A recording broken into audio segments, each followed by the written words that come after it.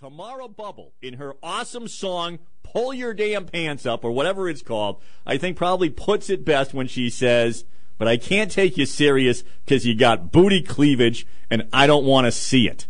I mean, truer rock and roll lyrics have never been written. Let's go to Matt in Marlboro. Matt, you're on the air on WCRN. Good morning. How are you? Good, thanks.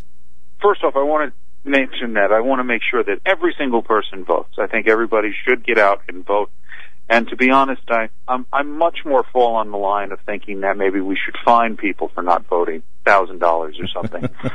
See, here's where it starts to, it starts to get so difficult. So on the one hand, let's fine some folks for not voting.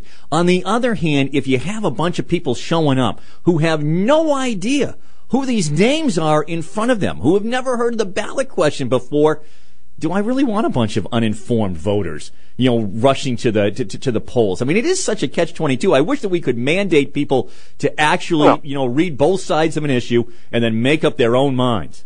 Well, I would solve both issues the exact same way because I believe in reverse psychiatry. You use that reverse psychiatry. You explain to people, no, stay home. Don't vote. Don't vote. Don't worry.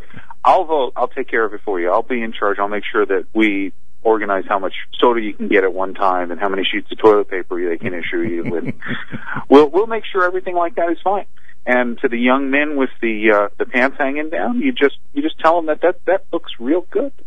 That's real good. That would be the reverse psychology. If we all started doing it, then all of a sudden it wouldn't be cool anymore, and we would see them pull up their pants quickly. They'd pull them up over their belly buttons. It would be up around their armpits, and it would be done. That would be it. Absolutely. You guys spend way too much time thinking about trivial issues like this. You don't talk about the fact that the real issue is that we're not having effective reporting of the issues that are affecting us. The newspapers, the journalists, people like this are very interested in the horse races of elections, but not the underlying issues. Well, but I think that this that's why we end up with airline food versus hospital food, like I said the other day.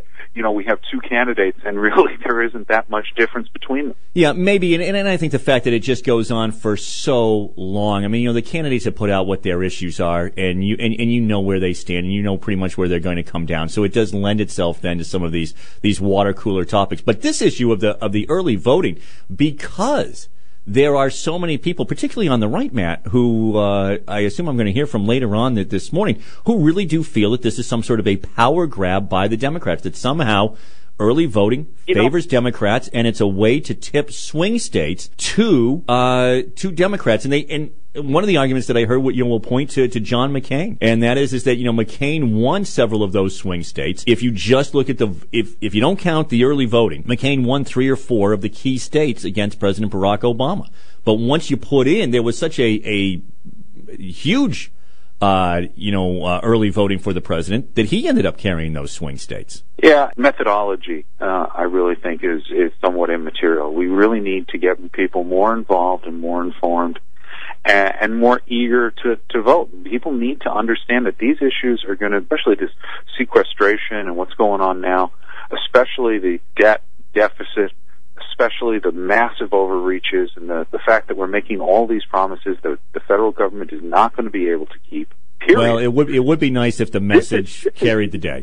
This is what we need to get out there to people, and we have our responsibilities. You in the media, me as an activist, we got to get out there and we've got to engage people. We've got to engage people in an effective language so that they can understand that this is their future and their children's future that we're talking about. Matt, thanks. 508-438-0965, and that always comes back to. And I'll use a different example this time. I usually use the example of the station out in Minnesota that said, "Hey, you know what? Here's how we're gonna get achieve ratings dominance in the news.